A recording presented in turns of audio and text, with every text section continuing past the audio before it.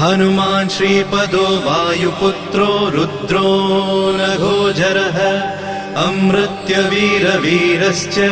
ग्रामवासो जनाश्रयः धनदो निर्गुणः शूरो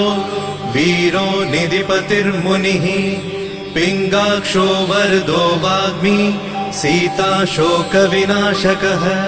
शिवः शर्वः परो व्यक्तो व्यक्तो धराधरः पिङ्गकेशः पिङ्गरोमा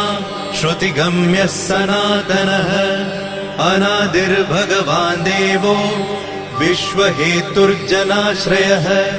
आरोग्यकर्ता विश्वेशो विश्वनाथो हरीश्वरः